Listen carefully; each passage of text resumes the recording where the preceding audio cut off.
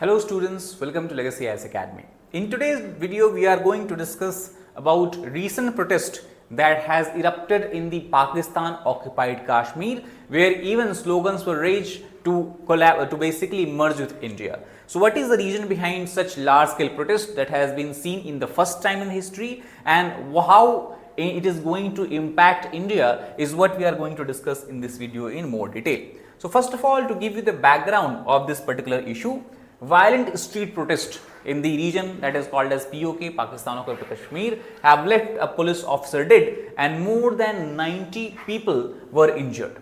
The violence has erupted after about 70 members of a political organizations by the name of Joint Awami Action Committee, that is largely made of traders, businessmen.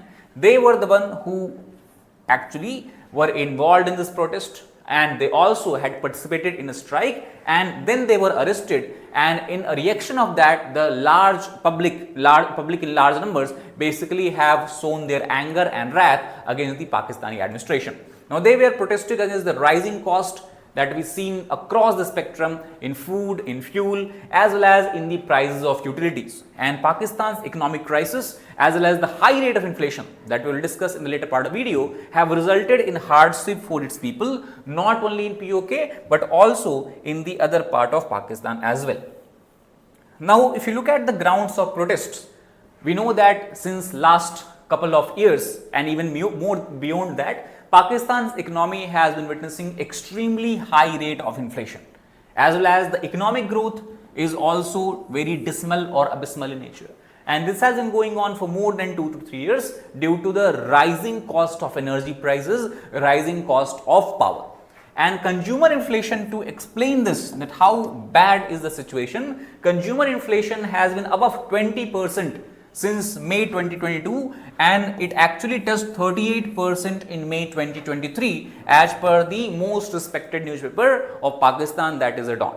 To put things in perspective, if you compare that figure with India, in India the RBI has been given the target to ensure that inflation remains within the range of 4 to 6% on an average. So in Pakistan, the inflation is almost, we can say, 6 to 7 times that we generally see in India, at least on year basis. A section of traders due to this have been additionally hit by the decision of the Pakistani government to stop trade with India, and this has hit the prices of many commodities which Pakistan used to earlier export to India. Now before going into detail about the crisis, let us also try to understand the geography of Pakistan-occupied Kashmir. Now this you can see is the map of Jammu and Kashmir, and actually if we talk about this area, this line, on the other side of this line, which is also popularly known as LOC or line of control, lies the region of PoK. Area wise, it covers an area of almost 13,297 square kilometers, and this is based on the ceasefire line that came into effect on January 1st, 1949. The population of the region is roughly 40 lakh as per the census figure of 2017. Total, the entire region is divided into 10 districts. The capital of PoK is Muzaffarabad, a town that is located in the valley of Jhelum river and also a tributary of Jhelum, that is Neelam, which in India is also called by the name of river Kishanganga. Kishanganga is also the same river with which India and Pakistan had a dispute when India tried to construct a dam over it. Pakistan responded by saying that this dam is illegal as it violates the Indus Water Treaty. However, when the matter was referred to the Permanent Court of Arbitration in The Hague, the verdict was given in the favor of India, and the verdict said that the run of the river kind of dam that India has constructed on the Kishanganga river is not a violative of the Indus Water Treaty. So it is the Neelam, Kishanganga river and Jhelum river, somewhere in the valleys of these two rivers in the west and slightly north of Srinagar, that is part of India, basically is situated the capital of Muzaffarabad. Also, if you look at this map here, this red region that has been highlighted here, this is part of what we can call as the Chinese occupied Kashmir. And actually it was first of all occupied by Pakistan, and here you have the Siachen glacier. It was year 1963 when, through an agreement that India had never accepted, Pakistan ceded to China over 5,000 square kilometer of land which is a kind of valley called as Sakshagam Valley. So, this is situated in northern Kashmir beyond the Karakoram range and the Siachen glacier. So, this is the geography of this entire area, and on this side if you look, this is your line of actual control, and on this other side is the territory that was we can say occupied by China after the 1962 war in the region of Aksai Chin.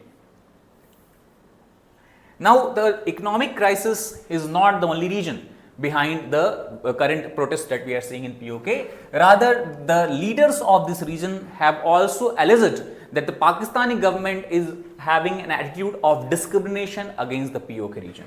And the leaders have said that this discrimination is especially visible in regard of distribution of energy or distribution of power in the area. The premier of this region, Chaudhry Anwarul Haq, has complained that they have not received the fair share of almost 2600 megawatt of electricity or hydropower that is produced by the Neelam Jhelum project that geographically lies in the PoK.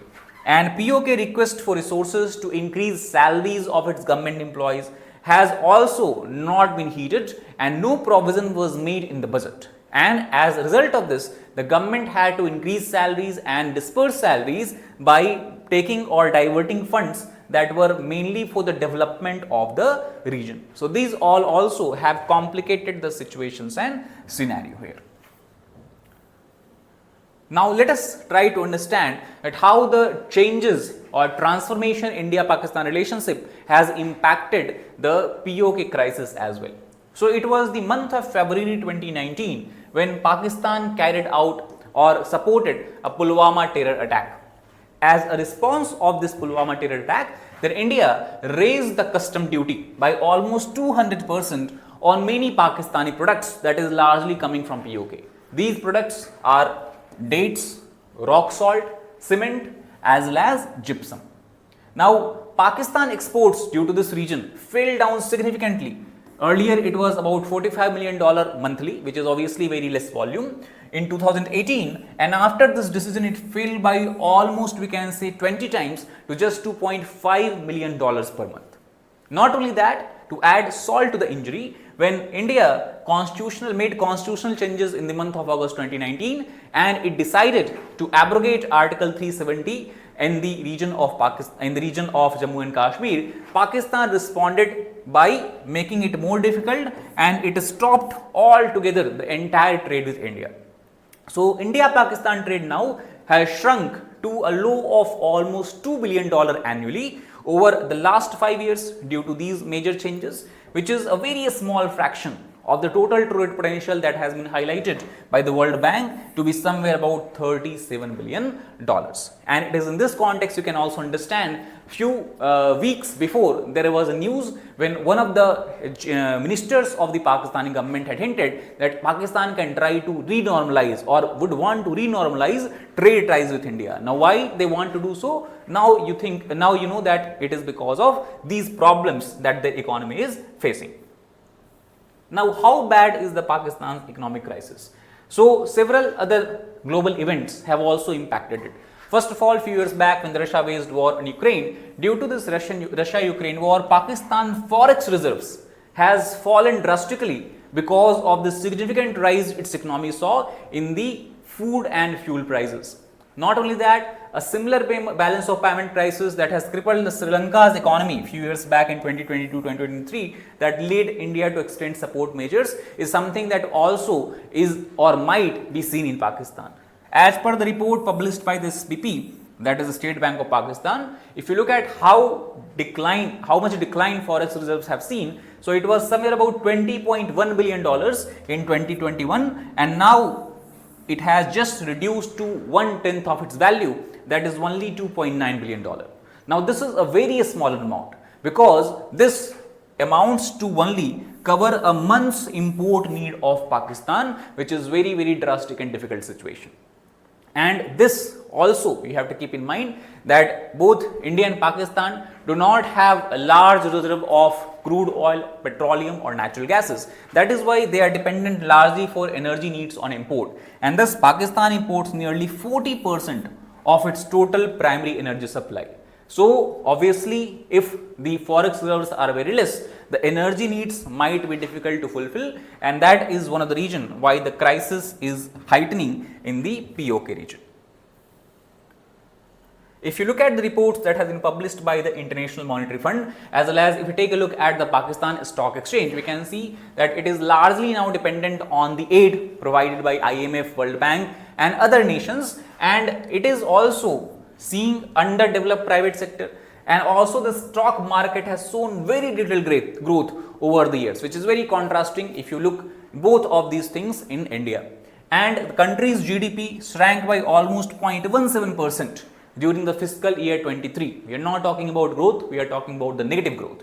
And Pakistan thus needed a gross financing worth $1 to $3 billion, that is $123 billion over the next 5 years. This is the report submitted by IMF. Not only that, it is also expected that the country will seek additional $21 billion in the fiscal year 24-25 and $23 billion in the following year of 2025-2026, just to ensure that it is able to provide energy, food and the basic requirements to its citizens.